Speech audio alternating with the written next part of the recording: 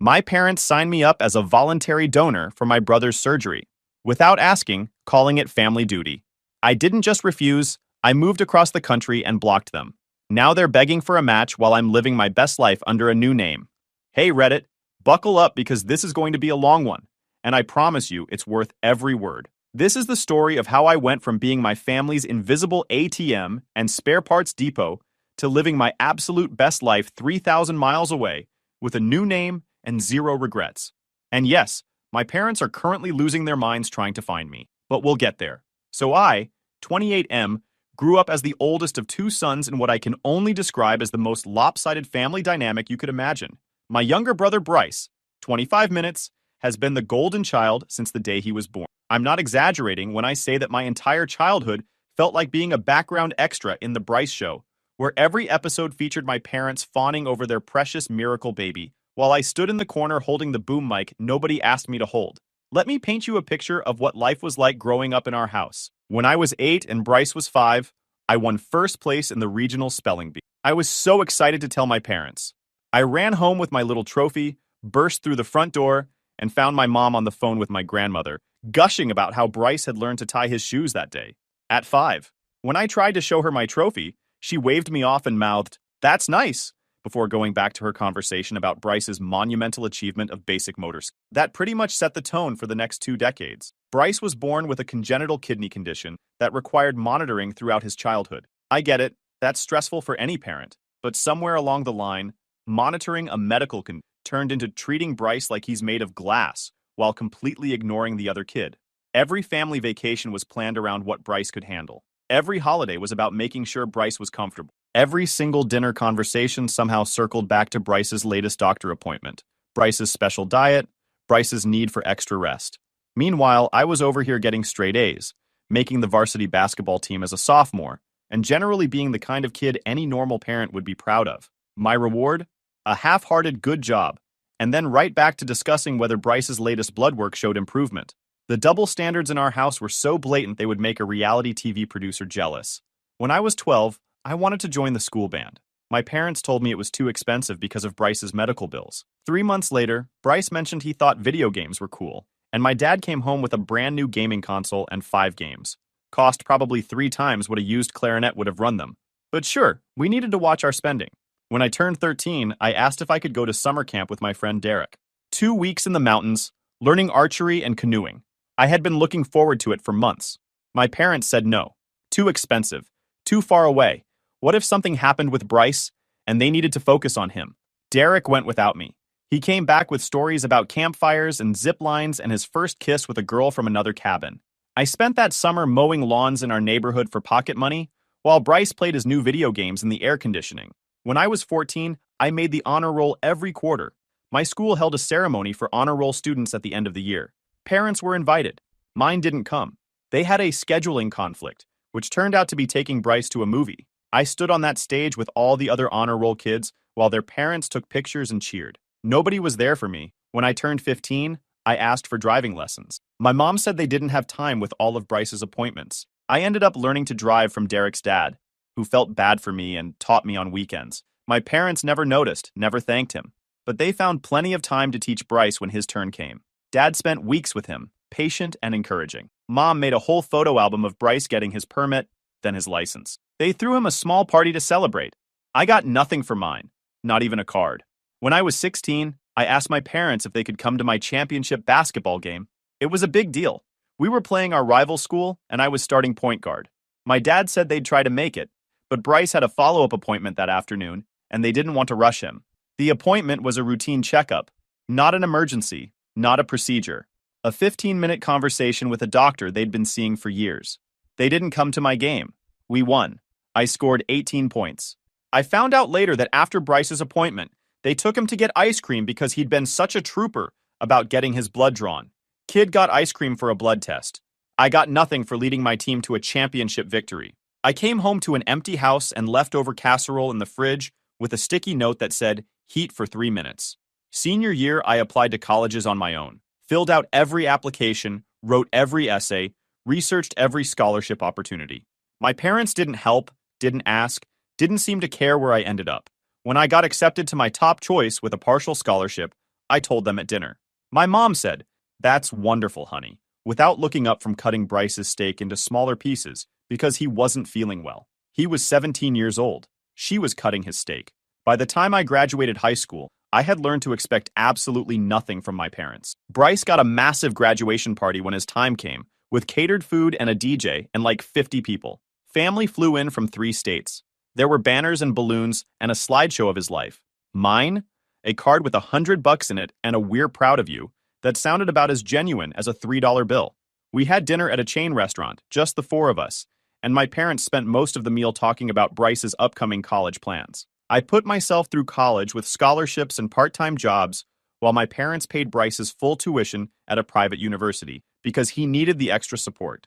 I worked 25 hours a week at a campus computer lab on top of a full course load. I ate ramen more nights than I care to remember. I tutored other students for extra cash. I sold my plasma twice a month because the clinic near campus paid $50 a pop. Meanwhile, Bryce lived in a nice dorm, had a meal plan fully paid, and got a new laptop every year. I graduated summa cum laude with a degree in software engineering. Bryce graduated with a 2.3 GPA in communications after taking 5 years to finish because he changed his major twice and failed a few classes along the way. And guess who got the bigger celebration? Bryce got a week-long vacation to Cancun as a graduation gift, all expenses paid. I got a text message that said, "Congrats! Knew you could do it!" No party, no trip, no dinner, a text message. But here's the thing. Despite everything, I never really held it against Bryce personally. He didn't ask to be born with a kidney condition. He didn't ask our parents to treat him like a deity while treating me like furniture. That was on them. Bryce and I weren't close, but we weren't enemies either.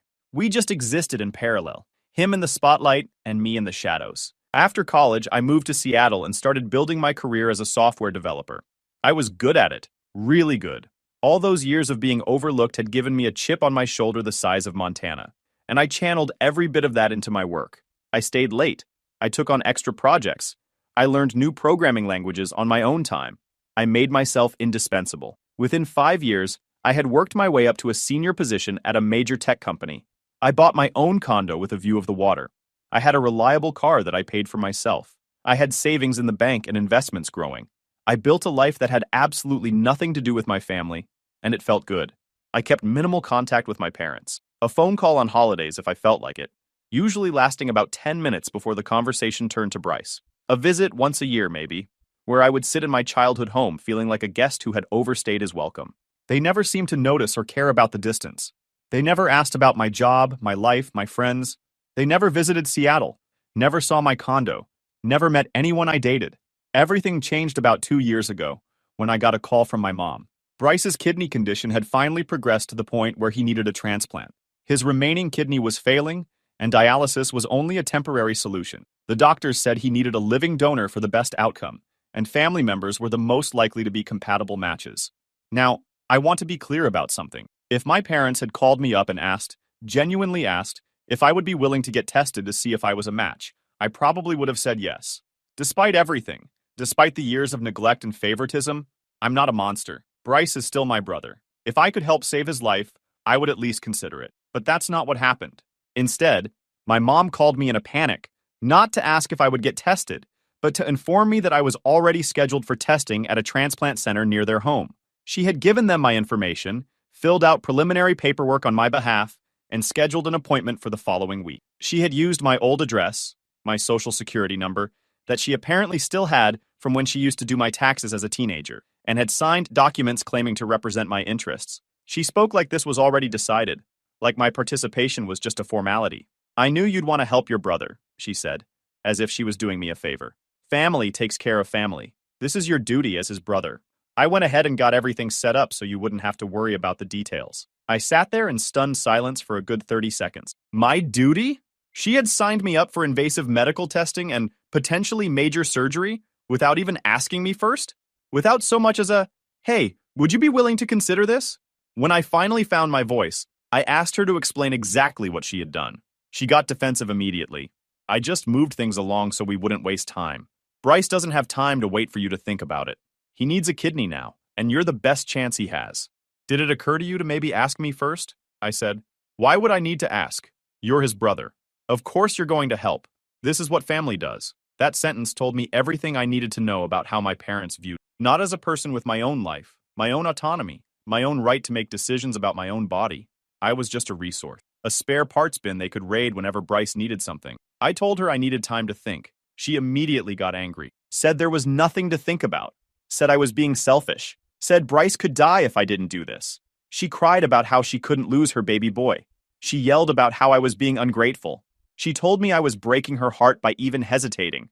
I hung up. Over the next few days, my phone blew up. Mom calling repeatedly, leaving increasingly frantic voicemails. Dad calling with his let's be reasonable voice that really meant, do what your mother wants. He tried to frame it as a misunderstanding. Your mother was just trying to help, he said.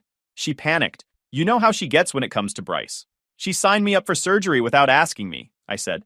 That's not panic. That's entitlement. He got quiet after that. Even Bryce called. To his credit, he sounded uncomfortable. Look, I didn't ask them to do this, he said. I found out about the appointment the same time you did. They just told me it was handled. I didn't know they hadn't talked to you first. I told Bryce I would think about it. Then I sat down and really thought about my entire life. I made a decision that night that changed everything. The next morning, I called my boss and asked about transferring to our Austin office. We had been expanding there, and they were looking for senior developers. There was an opening, and they were happy to have me relocate. I gave my 2 weeks notice at Seattle and started making arrangements to move. I didn't tell my parents. I didn't tell anyone in my family. I just quietly packed up my condo, sold what I couldn't take, arranged for movers, and prepared to disappear. Before I left, I did one more thing. I went through the process of legally changing my name, filed the paperwork, paid the fees, and officially became someone new. Not going to share my new name here for obvious reasons, but it felt like shedding a skin I had been wearing for 28 years. The day I left Seattle, I sent my parents one text message. I'm not coming to the appointment. I'm not getting tested. I'm not donating anything. Don't contact me again. Then I blocked their numbers, blocked their emails, blocked them on every social media platform. I was gone. The first few weeks in Austin were surreal. I kept expecting someone to show up at my door, but they couldn't find me. My new apartment was in my new name. My utilities, my phone, my bank accounts, everything was disconnected from my old identity. As far as my family was concerned, I had vanished. I found out later from my cousin what happened when my parents realized I was serious. My mom showed up at my Seattle condo only to find it empty. The doorman told her I had moved out weeks ago with no forwarding address. She stood in the parking lot crying while my dad called the police to report me missing. The cops told them there was nothing they could do. I was a grown adult who had explicitly told them not to contact me. I wasn't missing. I had chosen to leave. My mom didn't accept that. She called the police station 3 more times. She showed up in person and made a scene until they threatened to remove her. She filed a missing persons report that got rejected because I didn't meet the criteria. She called hospitals asking if anyone matching my description had been admitted. She even called the morgue, convinced I must have died because her precious oldest son would never abandon his family voluntarily. When all of that failed, she started calling everyone I had ever known. Derek got a call from her at 11 p.m. on a Tuesday, asking if he knew where I was. He told her no and hung up. She called him back 3 more times that week. My college roommate got a call at his office in the middle of a meeting. Had to explain to his boss why some strange woman was calling his work number crying about her missing son. A girl I dated briefly 5 years ago got a Facebook message from my mom asking for any information about my whereabouts. My high school basketball coach got a letter in the mail asking him to help locate me. None of them knew anything. And even if they did, they wouldn't have told her. Most of them didn't even know my parents' names because I had stopped talking about my family years ago. My parents even drove to Seattle, 14 hours each way, and staked out my old office building for 3 days straight. They sat in their car in the parking lot from 7 a.m. to 7 p.m., watching people come and go, hoping to catch me arriving or leaving. When that didn't work, they started approaching random employees walking to their cars, showing them photos of me from their phones, asking if anyone recognized me. One woman got so freaked out she called security. HR eventually sent a formal cease and desist letter threatening legal action if they didn't leave the premises immediately. My dad tried a different approach. He called the company's main line pretending to be a potential client. The receptionist said no one by that name worked there. He called back several more times with different stories. Eventually, they traced the calls and added his number to the block list too. Meanwhile, I was building a new life in Austin. The city agreed with me. I liked the heat, the sprawl, the way people minded their own business. I found an apartment complex where nobody asked questions, and the maintenance guy just nodded at me in the elevator. I made new friends at work, people who knew me only as the person I had chosen to become. Nobody asked about my family. Nobody expected me to fly home for holidays. Nobody wondered why I never mentioned parents or siblings. I got a promotion within 6 months, leading a small team working on a new product launch. My boss pulled me aside after the project shipped successfully and told me I was on track for director level if I kept it up. I started maxing out my 401k contributions. I built an emergency fund with 18 months of expenses. I bought furniture that I actually picked out myself instead of taking hand-me-downs. I painted my bedroom walls a color I liked. I joined a rock climbing gym near my apartment because I wanted to try something new. That's where I met Jenna. She was belaying for a friend when I walked in for my first lesson. We started talking. She was a nurse at one of the big hospitals downtown. She had a laugh that made me want to tell jokes just to hear it again. We got coffee after my lesson ended. Then dinner 2 days later. Then we were dating. After a few months together, I told Jenna the whole story. We were sitting on my couch, takeout containers on the coffee table, some movie playing in the background that neither of us was watching. I told her about the favoritism, the neglect, the spelling bee trophy nobody cared about, the championship game nobody attended. I told her about my mom signing me up for surgery without asking. I told her about the name change, the move, the blocking of all contact. She listened without interrupting. When I finished, she was quiet for a long moment. Then she said, "Your body is your body. Nobody gets to volunteer it for you, not even family, especially not family who never treated you like family in the first place." I knew right then I was going to marry this woman. About a year after I moved, my cousin reached out with an update. Bryce's condition had gotten worse. He was on dialysis full-time now, going to a center 3 times a week for 4-hour sessions. The wait for a cadaver kidney could be years. My parents were still desperately searching for me, convinced that if they could just find me, they could fix everything. 6 months ago, my cousin called again. "Your parents hired a search service," she said. "Some company that specializes in finding people who don't want to be found. They're getting desperate." "How much did they pay?" I asked, morbidly curious. "I heard your mom mention $5,000. Up front. $5,000 to track down a son they had ignored for 3 decades. $5,000 they never spent on a single birthday party for me. $5,000 they couldn't spare for summer camp or driving lessons or a graduation celebration, but they could find it real quick when they needed something from me." I thanked my cousin and went into high alert mode, locked down my social media completely, made all profiles private, changed my profile photos to something unrecognizable, removed any location data. I spent an entire weekend going through every People Finder website I could find, opting out of each one, sending removal requests, following up when they didn't comply. I made sure my address wasn't connected to my new name in any public records. I talked to my landlord about not confirming my residence to anyone who called asking. I even varied my routine, taking different routes to work, shopping at different grocery stores on different days. A few weeks later, the search service apparently hit a dead end. My cousin said my parents were livid. They demanded a refund. The company told them they had done everything they could, but I had covered my tracks too well. My mom reportedly screamed at them over the phone that they were incompetent frauds. The company sent a polite email explaining that some people simply did not want to be found, and there was nothing illegal about that. Then came the letter. It showed up at my office, sent to my company's general address with just my first name and a vague physical description. The mailroom guy brought it to my desk looking confused. "This you?" Some lady sent it with no actual address. "Just your first name? And tall, brown hair, works in tech." I opened it knowing exactly who it was from. 6 pages, handwritten on fancy cream-colored stationery, with little flowers in the corners, the kind of paper someone uses when they're trying to seem sincere. She talked about how much they missed me, how worried they were, how Bryce was getting sicker every day, and every day he didn't get a transplant was another day closer to losing him forever. She talked about when I was a baby, how she used to rock me to sleep while humming old songs, how I was such a good baby, hardly ever cried, always so easy. She didn't mention anything from after Bryce was born, nothing from my actual childhood that she had been present for, just baby stuff from before she had someone better to pay attention to. She included 3 photos of Bryce hooked up to dialysis machine. In one of them, he was looking directly at the camera with an expression that seemed posed. On the back, she had written, "Your brother needs you," in her loopy handwriting. Another photo showed him lying in a hospital bed. Another showed him in a wheelchair. I wondered if she had asked him to look extra sick for the photos, or if he had volunteered. What she didn't do was apologize. Not once in 6 pages did she acknowledge that what they had done was wrong. Not once did she take responsibility for signing me up without consent. The closest she came was one sentence buried on page 4. "I'm sorry you felt hurt by our eagerness to help Bryce." Classic manipulation. Not, "I'm sorry we hurt you." Just, "I'm sorry you felt hurt." making it my fault for having the wrong reaction to their action. I shredded the letter and threw it away. Things escalated from there. My mother started calling my office, having gotten the general number from a business directory. The receptionist was confused at first because no one there went by my old name. She transferred the call to me thinking it might be a client. It wasn't. My mom's voice came through the speaker, frantic and angry at the same time. "I know you work there," she said. "I know you're listening. You need to stop this nonsense and come home.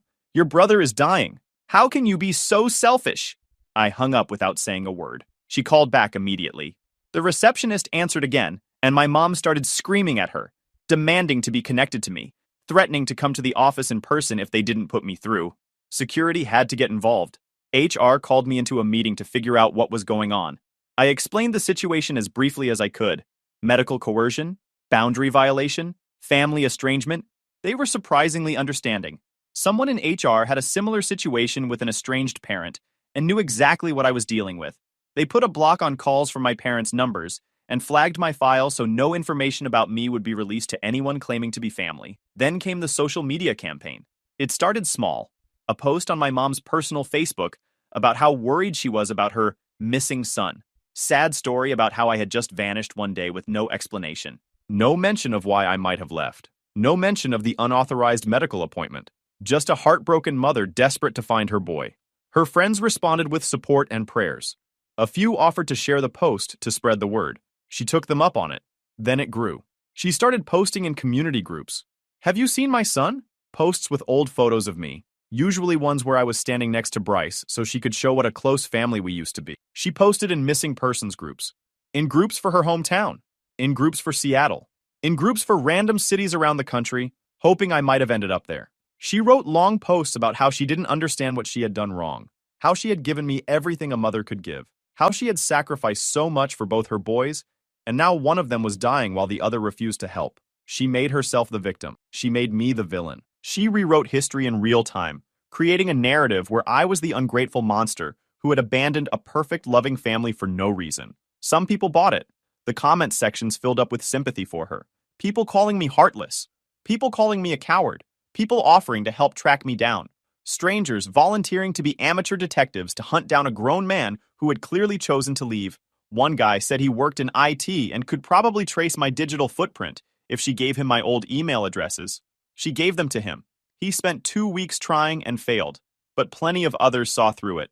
A few people who knew our family commented with the truth. One woman who had gone to high school with us posted a long comment about how I had always been treated like an afterthought. She mentioned the basketball game nobody attended. She mentioned seeing me at graduation standing by myself while everyone else had family around them. She said she wasn't surprised I had left and that my mom should look in the mirror if she wanted to understand why.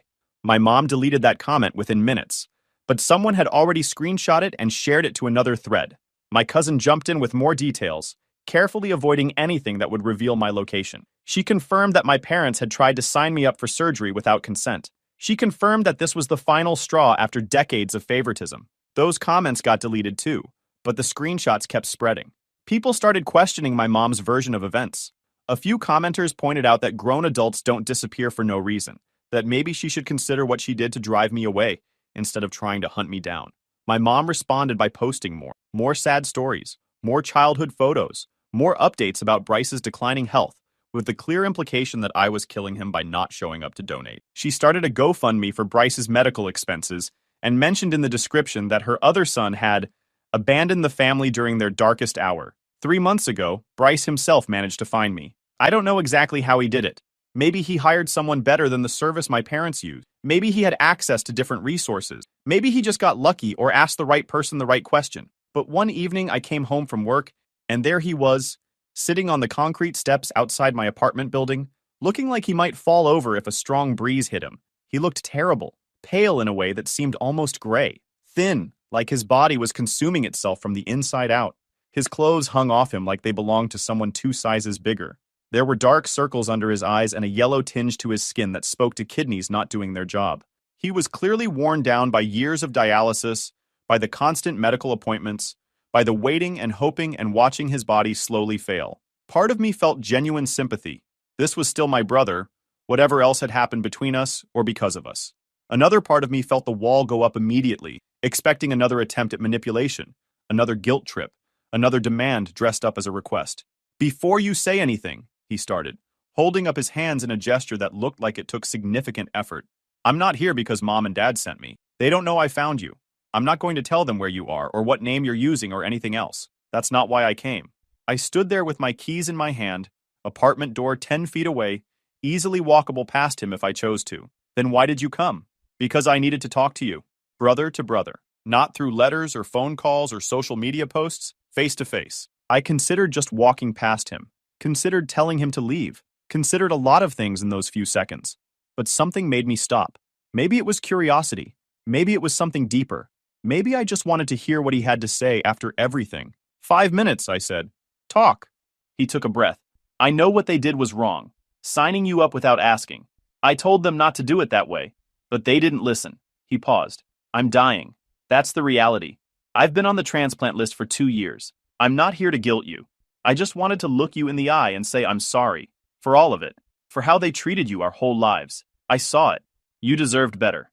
And I'm sorry I didn't say something sooner. He stood up slowly, wincing. If you're not willing to get tested, I understand. It's your body and your choice. He started walking toward a car at the curb. I watched him go. Bryce? I called out. He turned. I'll think about it. He nodded and left. I thought about it for weeks. Then I made a decision. I went to a transplant center in Austin, completely independent of my parents, and got the full workup done. Figured there was no point agonizing over whether to donate if I wasn't even a match. Results came back 2 weeks later. I'm not a match. Tissue compatibility issues. Even if I wanted to donate to Bryce, I couldn't. I told Bryce over video call. He took it better than expected. Honestly, I'm relieved, he said. Not because I don't need a kidney, but because now there's no pressure. We can just be brothers. Then Bryce told our parents. Not where I am or my new name. Just that he found me, we talked, and I'm not a match. According to Bryce, Mom lost it. Started screaming that I must have sabotaged the test. That I was trying to kill her baby boy on purpose. Dad sat there in silence. But here's the kicker. After Mom calmed down, she asked Bryce if I would be willing to at least donate some money for his medical bills, since I wasn't donating a kidney. Bryce told her no on my behalf. Mom started crying and said she didn't understand where she went wrong. 2 weeks later, Bryce called with news. He had been moved up on the transplant list. A compatible kidney from a deceased donor had become available. The donor was a young man, 24 years old, killed in a motorcycle accident 3 states away. Sad story, but his family had decided to donate his organs. Bryce was a match for the kidney. Surgery was scheduled for Tuesday morning, 6 days away. I sat with that information for a while, thought about whether I should do anything, whether I even could do anything. This was what Bryce had been waiting for. A shot at a normal life, a chance to stop going to dialysis 3 times a week, a chance to eat what he wanted and drink what he wanted, and not have to plan everything around medical appointments. And I realized I wanted to be there, not for my parents, not out of obligation, for Bryce. Because despite everything, despite all the years of being in his shadow, he had done something nobody else in our family had ever done. He had seen me. He had apologized. He had treated me like a person. I booked a flight. I didn't tell my parents I was coming. Bryce and I coordinated carefully. I would fly in Monday night, stay at a hotel near the hospital, and he would make sure our parents weren't around during the times I planned to visit. It felt ridiculous, having to sneak around to see my own brother, but that's what our family had come to. The flight landed at 9 p.m. I got a rental car and drove to the hotel, checking in under my new name just in case. Bryce texted me that he was already admitted, doing pre-op stuff, and that our parents had gone home for the night. I went to sleep early, knowing the next day would be long. Tuesday morning, I got to the hospital at 6 a.m. Bryce was already in pre-op. They let me see him for a few minutes before they took him back. He was hooked up to IVs, wearing one of those flimsy hospital gowns, looking nervous but also weirdly peaceful. Thanks for coming, he said. It means a lot. Don't die on the table, I said. I didn't fly all this way for a funeral. He laughed. No promises. They wheeled him away at 7 a.m. I went to the surgical waiting room, a beige space with uncomfortable chairs and a TV playing morning news on mute. I was the only one there for the first hour. Then other families started filtering in, waiting for their own people, their own surgery, their own outcomes. The surgery was supposed to take 4 to 6 hours. I sat there the whole time, phone in hand, checking for updates. The hospital had a system where they texted status reports. Patient in OR. Surgery underway. No complications. Surgeon closing. Each text made my shoulders drop a little more. Tension I didn't know I was holding starting to release. Around 1 p.m., the surgeon came out. A short woman with gray hair and tired eyes still in her scrubs. She found me in the waiting room, introduced herself, and said the surgery had gone well. The kidney was in place, already functioning, already producing urine. Bryce was in recovery, still under anesthesia but stable. I thanked her probably 4 times. She smiled like she was used to it. They moved Bryce to a regular room around 3 p.m. I went to see him. He looked like garbage, obviously. Fresh out of major surgery, pale and groggy, tubes and wires everywhere. But he was alive. His eyes opened when I walked in. "Hey," he said, his voice scratchy and weak. "Hey yourself. New kidney, who dis?" He tried to laugh and immediately regretted it. "Don't make me laugh. Everything hurts. That's what you get for letting them cut you open." I pulled a chair up next to his bed and sat down. We didn't say much. He drifted in and out of sleep. I scrolled through my phone, responded to work emails, let Jenna know everything had gone well.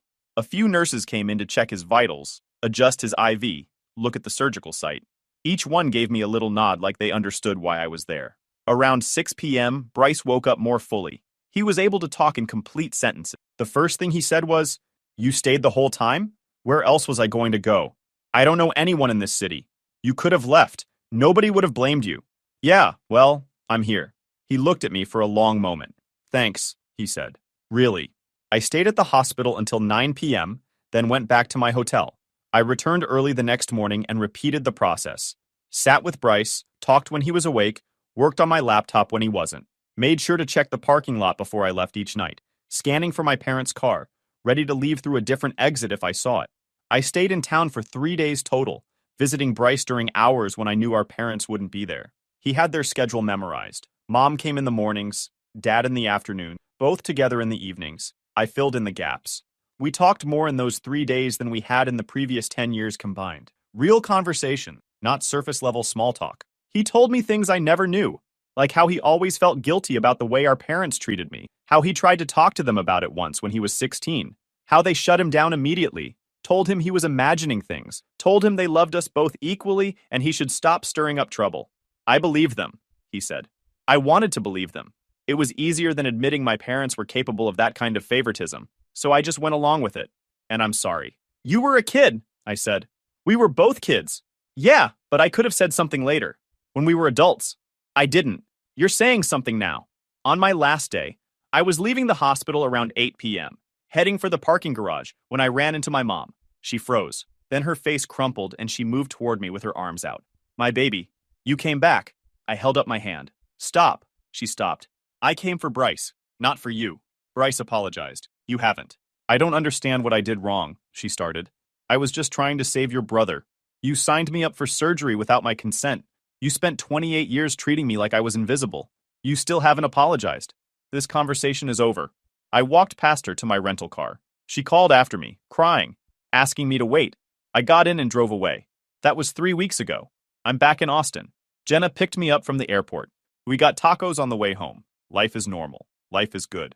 Bryce is recovering well. We text regularly. He sent me a photo of himself walking around the hospital floor with his IV pole. Caption: "New kidney, who dis?" I sent back a thumbs up. My parents have tried reaching out since the parking garage. Mom sent another letter to my office, shorter this time.